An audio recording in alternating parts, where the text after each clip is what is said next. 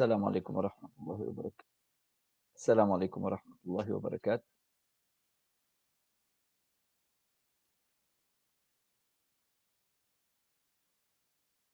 السلام عليكم ورحمة الله وبركاto. Bismillah, wassalatu wassalamu ala Rasulillah. Todo agradecimento é voltado a Deus. Que a paz e a bênção de Deus estejam com todos os seus mensageiros e profetas, entre eles Noé, Abraão, Moisés, Jesus e Muhammad, e sobre todos os seus familiares, companheiros e seguidores até o dia de hoje final. Depois de agradecer a Deus, gostaria de agradecer a ao grupo Mensagem de Paz pelo convite para para falar sobre este grande tema que para os muçulmanos é de extrema importância, esse tema que é a peregrinação, né? Então, para nós muçulmanos, Deus determinou o Hajj como uma grande obrigação.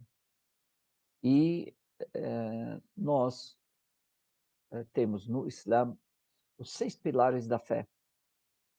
6 pilares da fé, que tem a ver com a fé do ser humano, para se tornar muçulmano, o que ele deve fazer. E, depois da pessoa formar a sua fé, ela tem algumas práticas que ela deve fazer, que é o mínimo necessário para se tornar muçulmano na prática. E essa prática, esses são 5 pilares. Os 5 pilares, a primeira é a oração, o segundo é a primeira é o testemunho que não há divindade além de Deus e que Muhammad é seu mensageiro. O segundo é a prática da oração. O terceiro, a prática do zakat, que é um imposto, imposto pela religião, né, dos ricos para os pobres, dado dos ricos para os pobres, para os necessitados. São 8 grupos, né, de pessoas. Depois temos o quarto ponto, que é o jejum do mês do Ramadã, e o quinto é a peregrinação ao Meca uma vez na vida, se tiver condições física e financeira. O profeta Muhammad sallallahu alaihi wasallam, ele diz: "Bunya al-Islamu ala khams". O Islã ele foi constituído sobre 5 pilares. Então você tem 5 pilares que são a base, que são a sustentação do Islã, que é e aí que ele explica que é o testemunho que não há divindade além de Deus e que Muhammad é seu mensageiro, a prática da oração, o zakat, pagamento do zakat, que nós falamos, que é dado dos ricos para os pobres, o jejum do mês do Ramadã e a peregrinação à Meca uma vez na vida, se tiver condições física e financeira. Nisso, Allah subhanahu wa ta'ala, Deus, ele nos ordena. Por quê? Porque o Hajj é um grande congresso de todos os muçulmanos, um grande encontro mundial dos muçulmanos feito em Meca. Ele acontece todos os anos. Esse Hajj, essa peregrinação a Meca, acontece todos os anos, uma vez por ano. Porém, o muçulmano deve fazer o Hajj uma vez na vida, no mínimo, uma vez na vida, se tiver condições física e financeira. Então, se a pessoa ela não tem condições físicas nem condições financeiras, ela está isenta, porque tem que ter 2 condições. Então, se não tiver essas condições, ela está isenta, ela não deve fazer. Então, quando passar a ter essas condições, ela deve fazer. Se atingiu a puberdade, então já passou a ser já atingiu a maioridade, e aí ela é responsável perante a lei. Portanto, o Hajj é um grande congresso de todos os muçulmanos, né? Lógico que não são todos os muçulmanos que vão, porém acontece todos os anos. E onde acontece? Acontece em Meca, que é a nossa Qibla. Qibla seria a orientação, ou a direção para a qual nós rezamos. Nós rezamos, todos os muçulmanos, voltados a Meca, uma forma de organizar os muçulmanos onde quer que eles estejam. E é em direção não só à cidade de Meca, mas lá tem algo chamado Kaaba. Kaaba é aquele cubo revestido por um pano negro, né?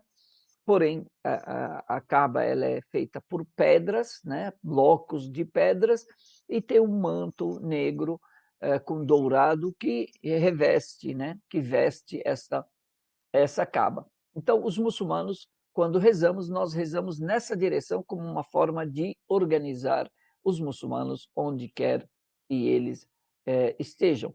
Allah subhanahu wa ta'ala, Deus, ordenou a prática da peregrinação quando ele disse وَأَذِّنْ فِي الْحَجِّ. Deus está ordenando quem? O profeta Abraão. Então, é uma questão que é importante a gente citar. O Hajj não ele não iniciou a sua prática, né? A prática do Hajj não se iniciou com o advento do Alcorão, com a revelação do Alcorão, ou com o nascimento do profeta, ou na época do profeta Muhammad, que a paz de Deus seja com ele, mas bem anterior ao profeta Muhammad, anterior a Jesus, anterior a Moisés, já na época de Abraão, Deus ordenou que Abraão reconstruísse a Kaaba.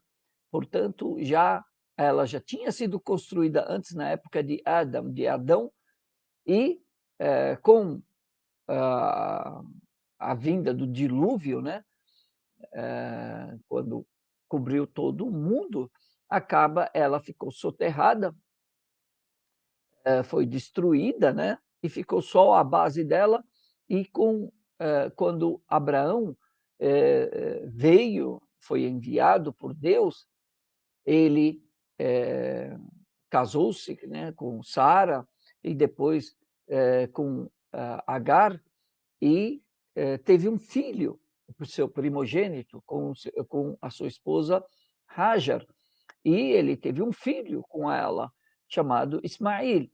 E Deus ordenou que deixasse a sua esposa e o seu filho num local, no deserto, em Meca, né? Porém, era desabitada, não havia nada, e os colocou lá, e Deus ordenou que Abraão voltasse e deixasse a sua esposa e o seu filho lá. Certamente que quando Deus ordena algo, muitas vezes na nossa mente, na nossa imaginação, nós podemos pensar, puxa vida, vai ser cruel, vai ser ruim, vai ser perigoso, vai ser isso, vai ser difícil, impossível. Então, a nossa mente começa a querer nos trair, querer nos boicotar, querer impedir que algo que aconteça. Então, o que acontece é que a nossa mente começa a colocar obstáculos. E aqui entra a fé.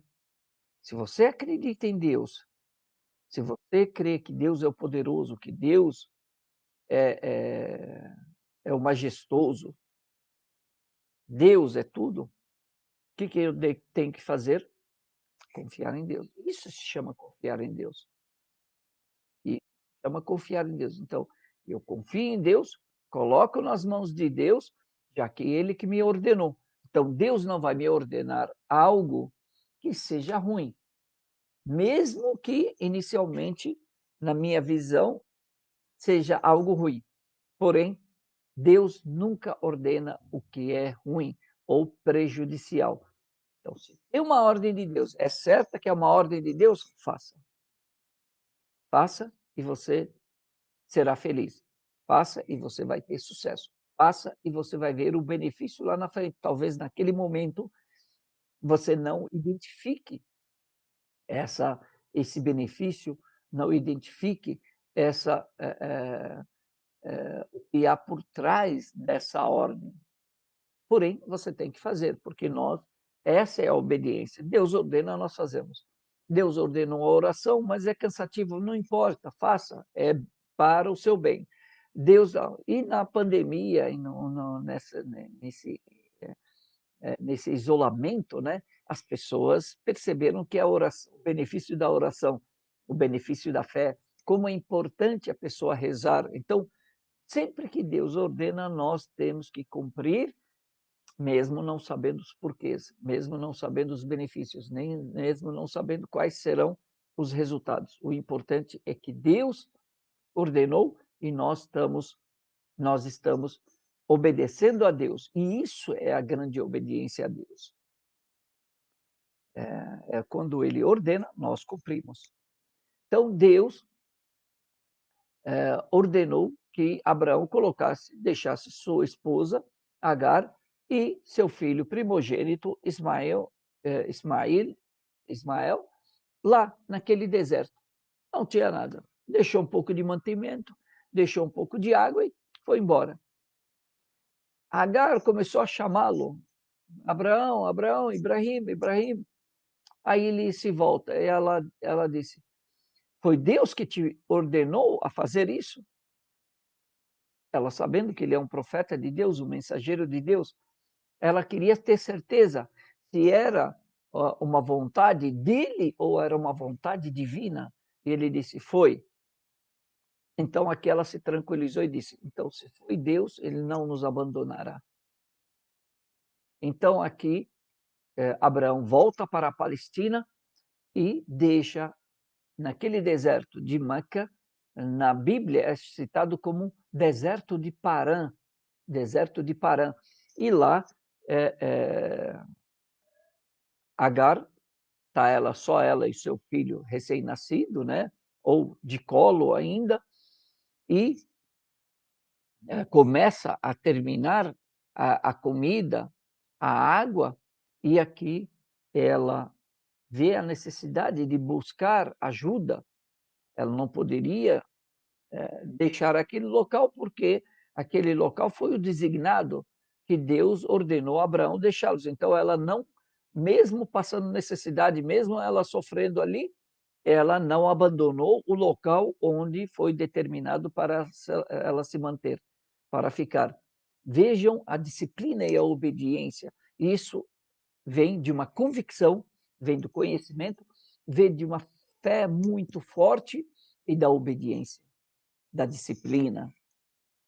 E os profetas, quem está ao redor dos profetas, quem acredita em Deus, sabe que a perseverança e a paciência e a persistência é de suma importância para o sucesso. E aqui ela vê dois montes, um chamado Safa e o outro chamado Marwa. E aqui ela sobe no monte Safa para olhar, para ver se tem alguém, mas ela de olho no filho dela. Ela deixou o filho dela um pouco distante, junto com os mantimentos, e ela ficava de olho nele e ficava olhando para ver se tinha alguma caravana, tinha algumas pessoas, tinha algo em quem ela pudesse, com quem ela pudesse contar, e ela desce desse monte e vai para o outro monte. Então, essa caminhada, ela vai para o outro monte, sobe no monte de Marwa e fica olhando, e mesmo assim, ela fica de olho no seu filho, mesmo. Então, ela não perdeu o seu filho de vista.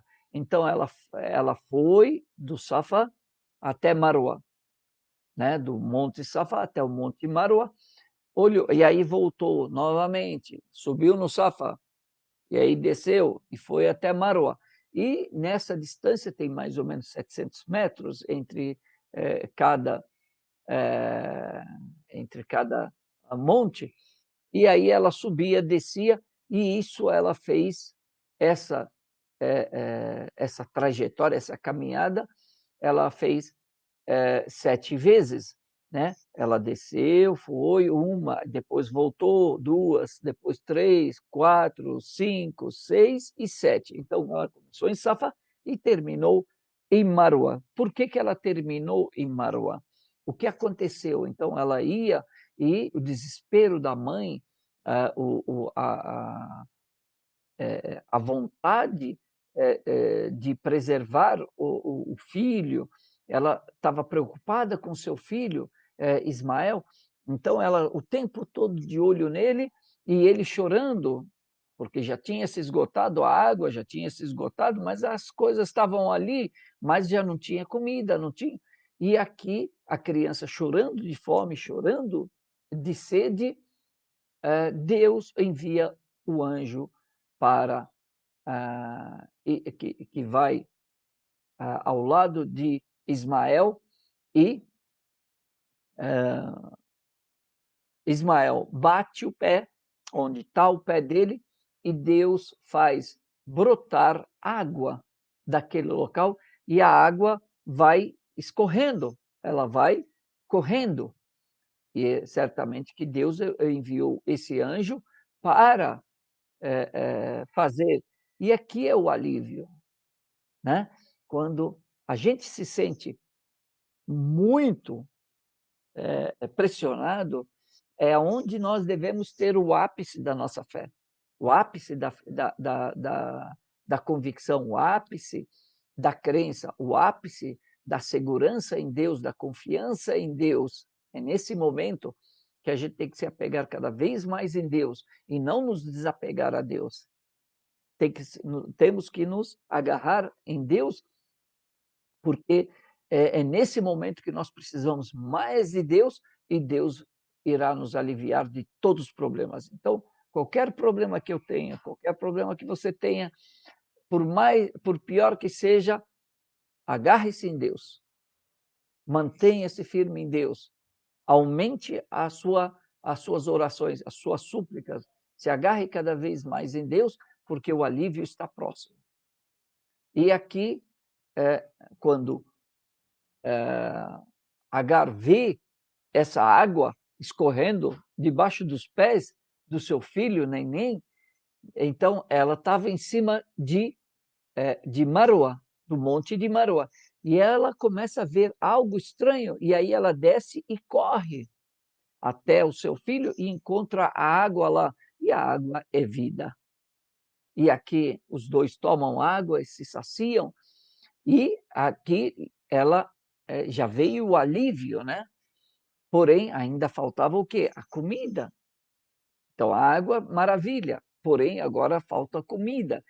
Então, e tudo Deus, nessa vida, Ele coloca motivos. Deus, Ele coloca para todas as coisas, Ele coloca motivos e Ele coloca os porquês. Deus envia pássaros. Os pássaros buscam o quê? Imagine, pássaros no deserto. Como é que os viajantes, as caravanas, percebem que tem um oásis, por exemplo?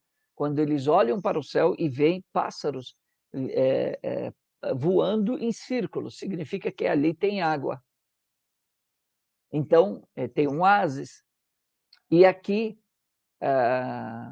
os pássaros, ao verem que tinha água ali, então eles voaram para aquele local e passaram a voar e tomaram daquela água, certamente que a Agar se afastou, deixando que os pássaros bebessem daquela água também, porque são seres vivos também, e eles voavam, desciam, bebiam, voavam e ficavam ali, porque ali que tem água, então eles vão. Então, iam caçar e voltavam, iam comer e voltavam, porque ali tem água, tem vida. E ali, próximo àquele local, próximo, né? Próximo significa não próximo, mas um pouco distante, era a rota de caravanas que vinham de Damasco indo para Iêmen e vindo do Iêmen indo para Damasco. E essas caravanas, estava passando uma caravana e aqui avistaram, viram os pássaros voando em círculos e aí, pela experiência deles, perceberam que ali havia água. Então, eles mudaram a rota e chegaram onde os pássaros estavam e encontraram aquela água, só que a água era de Agar e do seu filho, eles que eram os guardiões ali. Então pediram licença, a caravana pediu licença para tomar daquela água, para tomarem daquela água, para usufruírem daquela água, e ela colocou uma condição que eles deveriam pagar por isso, que seria a comida. Então, aqui Deus já trouxe para Agar e seu filho comida, e aqui eles, aquela rota, a rota das caravanas mudou daquilo que era anterior, agora passavam por essa água. Então, a rota agora indo do Iêmen para Damasco, ou vice-versa, passavam agora por esse local onde tinha essa água. Quando Agar, quando ela percebeu que o filho dela, já antes, né, dessa caravana, quando ela avistou que o filho dela ao lado tinha água, e a água estava correndo, né, já estava virando uma correnteza, né, virando um córrego, o que, que ela fez? Ela veio correndo e juntou a terra para impedir que a água ela escorresse, porque ela tinha receio que a água se esgotasse e ela não pudesse represar. Então, o que ela fez? Ela represou a água ali, represou, fez uma pequena represa, né, para que juntasse a água, para que a água não se perdesse na cabeça dela. Então, o que ela falava? Ela falava zummi, zummi. Ela era árabe, né? Então, ela falava zummi, zummi. Zummi, zummi significa junte-se, junte-se. Então, vamos juntar água, vamos juntar água. E daí veio, então, em árabe é zummi, zummi. E passou a ser o nome dessa água, dessa bica, né? Dessa fonte de água, passou a ser chamada de Zamzam, por conta do Zummi Zummi. Então, Zamzam, e passou a ser o nome desse poço, né? Que mais tarde passou a ser um poço, dessa fonte de água, passou a ser chamado de Zamzam, e hoje está até hoje preservado, e as pessoas tomam água e continua saciando a sede, e essa água é muito, essa bica, né, essa fonte de água é muito rica em sais minerais, muito nutriente, muito, de extrema, de alta nutrição. E já fizeram pesquisa sobre essa água. Portanto, voltamos à questão, Deus não abandona ninguém. Se Deus ordenou, nós cumprimos, obedecemos, e o alívio vem de Deus, o resultado está nas mãos de Deus. Nós fazemos a nossa parte e Deus nos encaminha. Essa é a grande fé em Deus. É isso que nós devemos ter dentro de nós, essa grande fé, essa grande perseverança, essa grande confiança em Deus. E aqui começa-se a criar, né, nesse local, casas. As pessoas vão e se estabelecem, porque como é rota de caravanas e já tem água, significa o quê? Que pode-se criar uma cidade. Então, as pessoas passavam a querer ficar ali para poder fazer comércio, porque aí vinham caravanas daqui e dali, e ali era um ponto de encontro, então passou-se a ser construídas casas ali, e as pessoas se estabelecerem, e aí nasce Meca. Aí nasce a cidade de Meca, em volta dessa grande fonte, né, dessa fonte de água chamada Zamzam, e esse local passou a ser rota de caravanas de comércio, e passou a haver, esse local passou a ser habitado, e Agar e seu filho crescem nessa sociedade, E de tempos em tempos, Abraão vinha para visitar a sua esposa e o seu filho, e mesmo à distância, o seu filho cresceu virtuoso, de boa conduta, de bom caráter, né?